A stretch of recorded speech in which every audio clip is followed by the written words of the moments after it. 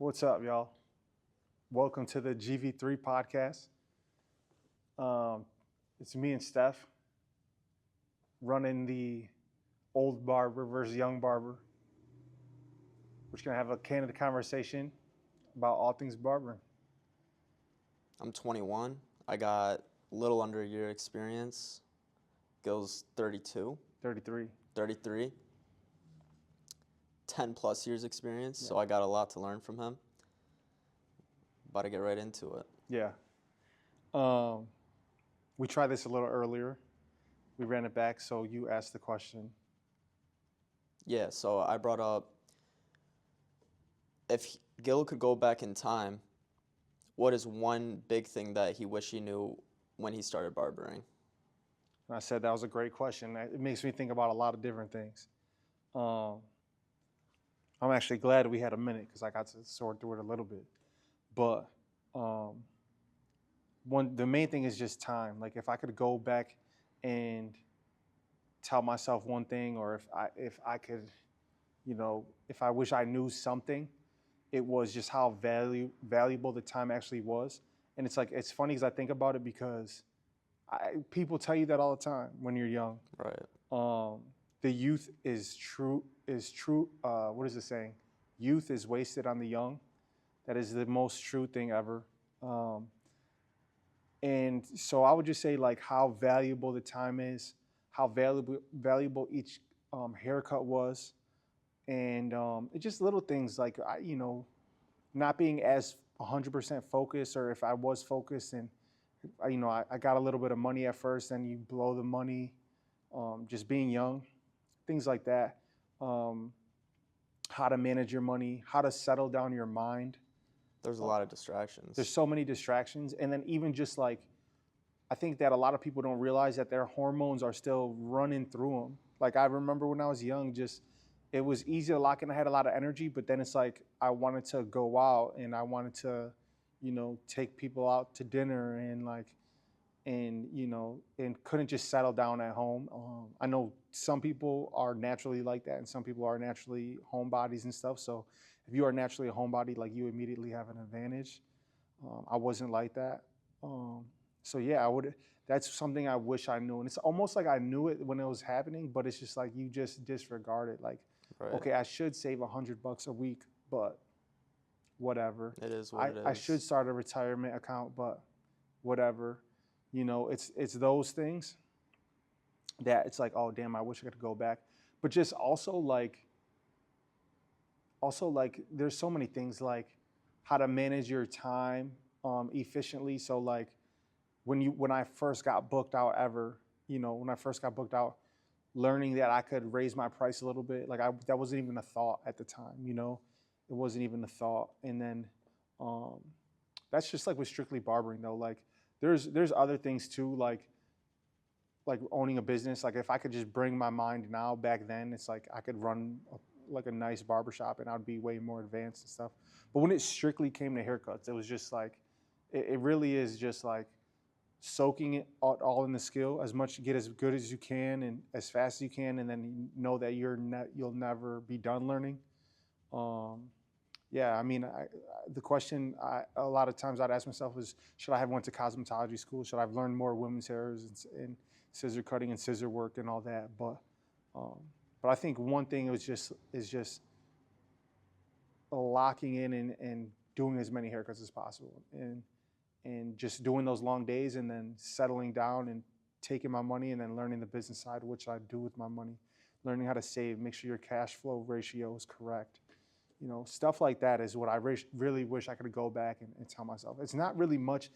For me personally, the barbershop, inside the barbershop wasn't the problem. It was learning everything outside the barbershop. Like I surrounded myself with great barbers at the time. And I was really, I'm naturally inclined. I was naturally motivated to be the best I could be. So I was hip to hip with the best barbers in there. And I was trying to just soak it all in. I was very personable, so I could gain clients fairly easily. I had a solid friend group that supported me, and we grew from there. And even if I didn't do the best haircut all the time, or if someone didn't like it, that didn't demotivate me, or that didn't bring me down at all. I was still still on go and still trying to be about my business. Okay. I know it's a long-winded answer. I Yeah. apologize, but Yeah, that's a lot to take in for sure. yeah, But I see where you're coming from. I gotta lock in. yeah, it's You know what I'm just a saying? lot, yeah, and also knowing that it's little by little. Right. You know, it's not an overnight thing. You don't need to know all about business right now. You don't need to know all about cutting hair right this second. But it's just to know like every single day is going to be a little closer and closer, you know? Just generally going upwards towards the goal. Yeah, that 1%, get better 1%. It truly is it's a whole method. Right. That's crazy. That's a great question though. I love that question. So I'm going to ask you a question. Yeah, what's up? I'm here. I had a couple of notes, but I would say the question I'll ask is, what do you think so far? You've been cutting for about a year now. You've been working in the barbershop a little bit with us, a little bit over at the Monroe shop. What do you think? Tell me your thoughts on your experience so far, just for barbering. Honestly, I fell in love with it. I didn't know. I was like iffy, like if I'm gonna like it or not, but I did fall in love with it. It's like nice to see, your friends and family, they keep coming back for haircuts and stuff, so you're able to still keep relationships with people. And adding on to that, even like gaining new relationships with people you never knew. So in that essence, I love that. Like it's I don't know the right term for it, but it's that type of job that's like those clients that keep coming back to you, you build relationships with them and stuff, and like that's all I could ask for. That's like awesome. Yeah, I think that's unique with barbering, the relationships 100%. you build, because it's like you see these people, some people every week, and it's like it's only natural. Like some people, their barber, they don't want to have a relationship with them, and that's okay, that's fine. It's Right. just personal preference. But especially there's just certain people that they come to see you every single week, and it's just you're not looking for a friend, but I see you more than I see my friends. Especially in like adult life. Um, the relationships are insane. It's so fun, and you build such a strong network, especially in a smaller city like Rochester, where everyone knows everybody. So over time, it's just you could build a really strong network. 100%. Yeah, and you're just getting started. Like Right. you don't even your clientele isn't it still has a lot to grow. So like you're just starting experiencing that for the first time. And I remember when I was first in a barbershop that was like a full barbershop, and just like meeting all these people from all different walks of life, and it's a lot, but it's a good time. I like it though. Like I'm just hungry now. Like my first haircut was like iffy, and I'm just generally just trying to get better, get on that slope to go straight up from here. It's not easy, but that's what makes it worth it. You know what I mean? Just grinding and trying to get better and better. You'll never be perfect, Right. but if you just keep getting better and better, that's all you could do, really. Right. So we're kind of walking a similar journey right now, though, with this content stuff. Right. We're filming a whole podcast right now. We've been trying to get more on filming what we do and stuff. Talk to me about that. What have you been thinking about this content stuff, which has been crazy for the past couple weeks? Yeah, content is like a big thing, especially nowadays. Like everybody's doing content, you know what I mean? Like it's not easy either. There's like things you got to learn about it that you might not even think of, like the thumbnails, the titles, hooks, things like that. And it's just a whole learning experience. But I like that the ceiling is just like so high, so it's like so much room to play with and just mad room to grow. So much room to grow. So much room. Yeah, yeah. Especially, it's exciting. It definitely is exciting, but it is a whole nother job. 100%. I think that video that we broke down, we watched it 5 times. Right.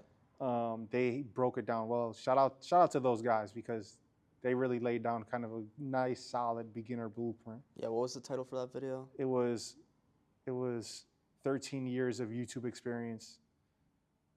I And forget the guys' names, but shout out to them. They crushed it. yeah, seriously. Yeah. So that was a good start. Like that was, I think, an eye opener. I agree. Yeah. And my goal is just to focus on, not just to focus on YouTube, but I like YouTube as a platform to try to grow off of. Me personally, I do consume a lot of YouTube, so I think that's kind of where it started, where it's like, maybe we could get into this. Maybe I could do this. But like, I know a lot of barbers are on Instagram too, you know, and a lot of viral barbers, and we, you know, which is dope. It's part of the culture for sure. That's my goal. I don't know. What do you think about like the different platforms? YouTube's huge. Yeah, it is huge. I mean, and it's also changing over time. Like, when YouTube first came out, it was just like video games and like cats and stuff, just like funny videos like that. And now you can go on YouTube and learn anything you want. You know, almost a video made on every topic. So it's like, it's huge. It's constantly changing. It's growing, and we just gotta learn to adapt to it. Right. But I do like YouTube a lot, for sure. Yeah, it's sick. It's sick. I also like just filming and then looking back and recording, because it's like, I like sports and stuff. So filming and looking back on it is kind of like watching film of a game or of a practice in a sport. Right. You know, so I like that aspect of just having the cameras out in general too. So because you're learning from your own videos and stuff. Yeah, because you learn. Because you know, so many times I film myself and I'm like, dang, I could be way better than that, or dang, what the heck was I doing? Right. You know, in some shape or form, but it's cool. So, what else are you excited for in the future for yourself? Like, what are some of your like short-term goals and maybe long-term goals too? That's a good question. So, I would say one of my short-term goals is just like, I just want to get like a blurry fade, honestly. I just want like to do my first fade where I'm so proud of, you know what I mean? Yeah. Like, do you remember when you did your first haircut that you're like, wow, I got this? I mean, yeah, I was probably too cocky for my own good, but I remember thinking that in a few cuts for sure and being hyped about it. But then I also remember like getting into a barbershop where there was actual good cuts going on, and I was like, well, wow. Right. So like there was definitely a couple cuts, and there's like, it hits different ways with in different situations. Like I remember like not knowing somebody at all, giving them a cut, and then being like, you know, thank you so much, like this is sick. But one thing that stands out to me was I was at the time, like designs were big in the barbershop that we were in. Designs were big, and I was learning so much from Tyson and Tim, the barbers that were like crushing the designs, and all the other barbers there too. And I remember I was all alone in the barbershop, and I cut this kid up, and I put the truck fit logo, but it was like on a kid's, it was like the back of his head, and it was like a face of like a cartoon kid with the truck fit logo on the back of his head. On the design, it was the back of his hat. And I remember the mom saying to me, she was like, "Oh my God, you're so talented." And then I just thought to myself, I might have said it to, I think I said it to her. I was like, I am not talented. This is hard work that you're seeing, because I just busted my ass for the last 2 years learning this stuff, messing people up crazy. And like, I like kind of going into it, it's like, I'm confident, but it's like, you know, but I'll never forget that though. It was designs. It wasn't really the fade, because like, not that I was giving out crazy fades, but even, you know, that's a whole nother beast. But it was designs at the time that I really like. I did that design. She said that. She said, "Oh my God, you're so talented," and like she was dead serious. And I was like, "No, you have no idea what I've been through." You know what I'm saying? Like, yeah, of course, it's nothing crazy serious, but like when you're working hard, messing up haircuts, messing up designs, you know, and then you do something that you push yourself to, and then you actually get it right, and someone says that, it's like, damn, this is hard work paid off. I don't believe in talent. This is hard work paid off though. 100%. That was one time that sticks out to me, where it's like that kind of feeling. And I'm excited to see your fire fades. But you've gotten so much better Oh in yeah. such a short time. Yeah, that's a big thing I'm looking forward to is giving somebody a haircut and like they come back next time and then they're like, "Oh, my wife loved this haircut." Yeah, Like that will make me feel good, like appreciative and stuff like that. yeah, 100%. That's fire. It's gonna be sick. Yeah, Yeah, I can't wait. It could be today. Exactly. It could be, it could be your next cut. Right. That's why when you asked the other day, you were like, how?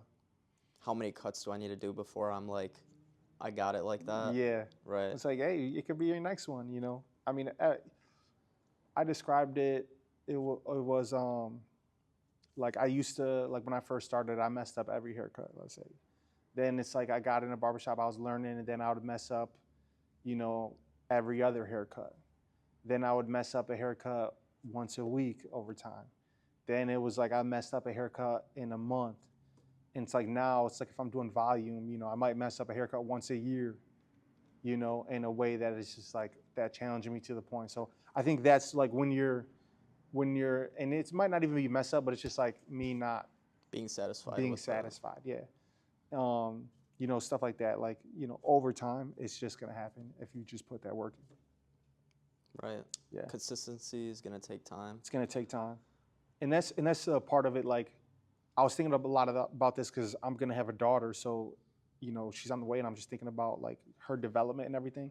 And I think one of the things that I want to, instill in her that it's not about, and everyone, I think this is one of the most important things, that it's not about, the actual like the outcome or it's not about that, but it really is the hard work you put in every day, that journey they say, it's about that journey. Like you got to fall in love with that, and then everything else is going to work itself out. I really believe in that. I do. Yeah, that's important. It Falling is. in love with the journey. Just in love with the journey, that hard work every day, having that purpose, and that's your purpose, and then everything else will work out. If you're living in a healthy way and then following that journey. I agree. I feel like there's a lot of people that aren't enjoying the process of getting to where they want to be. Yeah, or appreciating the process, Right. like not respecting that process, Mm-hmm. understanding it, and then it's like you lose your gratitude for the situation, But, you get, I agree. yeah, hell yeah. Anything else you want to holla at? What? So, let me think about this for a second. Yeah, take your time. What was like the first pair of clippers that you had that you were using for your like first haircuts and stuff? Wow, so at the time, this was when like the Andis Masters was pretty much all you had. You had like the Masters, Andis Masters, and then Andis T outliners. And that was like the classic, like if you're a barber, that's what you're rocking with, the T outliners, the gray ones. You ever seen them? I think so. I know Andis, yeah. Yeah, They're still coming out with stuff, right? Yeah, they're still coming out with stuff, but like there was like a corded gray clipper, a gray trimmer, T outliners, that it's just like the classic, and it really is amazing to see. And then the Andis Masters, of course, but it's amazing to see how far they've come. Because I remember when I saw my first wireless clipper, and that was when a barber, GVIII, came to Rochester with Pacino's, and he had it around his neck. And it was like a lanyard with a clipper at the end, but it was like a legit clipper. And I remember I brought it to the bar that night, and I was like, all my friends were there, and I'm like lining people up at the bar No way. with like this wireless clipper. I'm like, this is sick. That was like the first wireless one I've seen, and then they started coming out with like different clippers and stuff. But then Wall made the 5-star wireless line, so that's when the Magic Clips came out. And the Magic Clip was a very good clipper, So like it went from the Andis Masters T outliners, then we got the Wall detailers. We're rocking with them corded. Then the cordless stuff started coming out. It was when the Wall started making the 5-star lines. It was like really good. Everything they made was really good. That's why I was interested in the Vapors that they just came out with, because it was 5-star line. But I don't know if it still holds the same integrity as it used to, because at the time the clippers didn't develop like that, and those were such like reliable, good clippers that it was just like held, like it actually, you know, I don't want to knock them, but it's like it meant something. The 5-star line, it was like a good solid pair. But now there's so many tools. Like now different companies opened up as the market grew, of the market of barbering grew. There's so many different tools now. There's so many innovations that are going on in the industry that yeah, it's, you know, tools now, it's almost like a blur. It's hard to keep up with almost now. But it's nice to have people like the Barber Plug out there on the internet that's always reviewing stuff, and like just different barbers like doing different reviews and stuff. So going into that, what's the importance of like having like, do you need the best clipper and best trimmer to give the best haircut, or? No, you don't need what is the best? You know what I'm saying? Like who's saying it's the best? I think that there's different tools for different situations that that make things very valuable in that time. Like for example, I have a pair of JRLs that I don't love how they do the skin fade line, but I love how they go through longer hair. So if I'm using anything above like a 1, I love the JRLs because they just cut nice. They cut nice and smooth through the longer hair. It's probably the type of blade. Like I'm not a, you know, I'm a nerd for my clippers, but I'm not crazy about them. I feel it out, and then, but then the Stylecraft blade to me is very good for skin fades, and that's the blade that we molded onto the Babless trimmer that I use over there. But it's a Stylecraft blade, so like I love how their blade gets out the skin fade line. So it's like that. So that's what I use on my daily. Is like I'm doing longer parts of the haircut with this, and I'm doing the skin fade line with that. And then the trimmers, I've noticed like different things with the trimmers as well. Like some of them, how can I describe it? Like I use the Stylecraft Gamma Boosted. I love that one, but I love it because I don't like to adjust my trimmers, and I don't like to adjust my clippers. I like to use them out the box and then see what's up. So the Gamma Boosted, I can cut all day long and be like a little heavy-handed and not worry about any red marks on my haircuts. And it still cuts clean and it cuts smooth. So that's why I use that. That's my daily trimmer right now. But I also use the Cocos, and they're so sharp and they're so precise. And those are very good for edge ups and everything. But it's like I don't really like to use them like on the lower neck area because that's where it's susceptible to the red marks. The irritation. The irritation, and like I'm a little bit heavy-handed, so like I'm like gotta be so careful, you know? And so it's like that's where like different tools for different things, you know?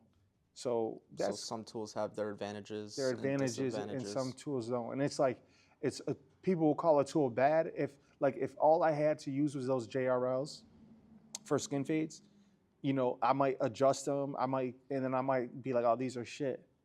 But in reality, it's just like I'm not using them to their specific advantage, you know? That's how I feel about the clippers. How you feel about that website Temu selling like clippers and trimmers for like the low? I mean, if you need trimmers and you need clippers for the low, Temu it up. I get it. Start somewhere. I mean, if that could get you, if you could make $500 a week with some Temu clippers, go ahead. But I just wouldn't rely on them for the long term. You know, that's just short term. It's a short term out. You know, even I see some of this stuff on Amazon too, like people using it. It's like, listen, those are good they might be good for 50 haircuts. But once you pass 50 haircuts, I bet you're gonna need something new or something. You know, if you're doing that many haircuts, you deserve something that's a little more durable. You know, not even like better or anything, but just durable. You know, because if you want to be doing like 200 haircuts, 300 haircuts a month, I feel like, I mean, depending on your philosophy and everything like that, but you know, if you're doing a couple haircuts a day, then you need some good tools. You need some durable tools. Get your value out of them.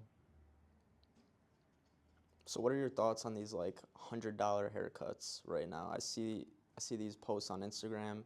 Was this $100 haircut worth it? And it's like, me personally, I could not afford a $100 haircut every few weeks to a month. Like that's just not in my budget. That's a lot of money, I feel like personally. But like, what is your thoughts on that? Me personally, I do completely understand it. For the barbers whose skill is adequate, when I look for a barber, and mind you, I don't. It's a couple things. When I want my haircut, I want a fire fade. Period. Like, I don't need a massage. I don't need a face peel. I don't need anything like that. I think if you can guarantee me that if I get a haircut by you, that my fade is gonna come out great, then I'll give you $100. But I also don't get my haircut every week. So I don't know about $100 every week. I get my haircut like once a month. So that's not crazy. If someone's paying somebody $30 a week, that's $100. That's $120 a month. If you get your haircut every month, you could, Oh, okay, I see what you're saying. you know what I'm saying? Yeah. Then like $100 might not be crazy. But if you get your haircut every week, spending $100, I also think that now $100 is not that much. It's the people who are charging $200, where it's like, is that worth it? But then it's like, I heard someone say, and I agree with them, is that there's no haircut is really worth $200. Why they say that? Like, because it's just a haircut. Like it's just gonna grow back and It's stuff? it's just gonna grow back, and like you can go like to somewhere else and get a decent haircut for $60. You know what I'm saying? Once you get into like the 60, 70, 80, $100, it's like, but there's people are all looking for different things too. Some people will pay $100 for a in and out haircut. You know what I'm saying? Like, oh, I'm in a crunch. I'll give you $100 right now, or I don't want to be here that long. Period. I'll give you $100 just to get. Everyone has their different needs. But then I also seen some barbers doing like full out spa services, like so many services.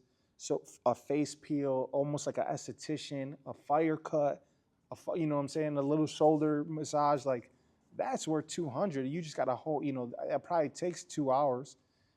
So that's probably worth $100. Like if you're doing a whole esthetician service, a haircut, a whole, a bunch of different things, then yeah, I could see, if you fall asleep, if you tell me I could take a nap, wake up with a whole new face, new haircut, feeling great, and I just, it's worth it. Yeah, exactly, it's worth it. So I do think that it's like this, like, but I think a lot of barbers who charge $200.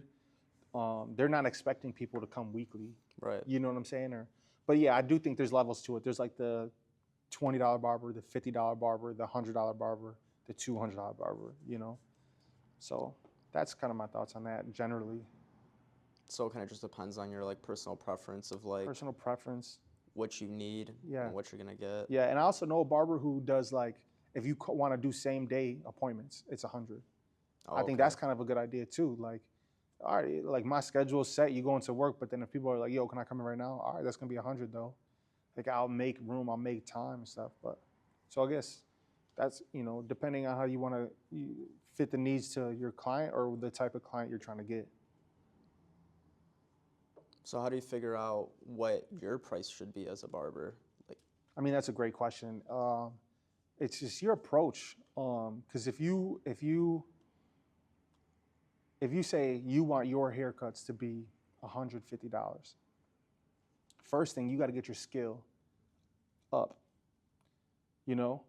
Then, I guess in a business terms, you want to identify your perfect client and then market for them. So like if you never want to do a $30 haircut, and I personally think it's all up to skill though. So like I would recommend somebody to start at that $20 if you've never done a haircut before, and then work your way up through your skill. So, but then once you're there, let's say the person's got the skill already, then it's like you got to market towards that client and attract those clients and accept those clients and cater to those clients specifically. If you've made it all the way to the end, we appreciate you. Make sure you like and subscribe for more content coming soon.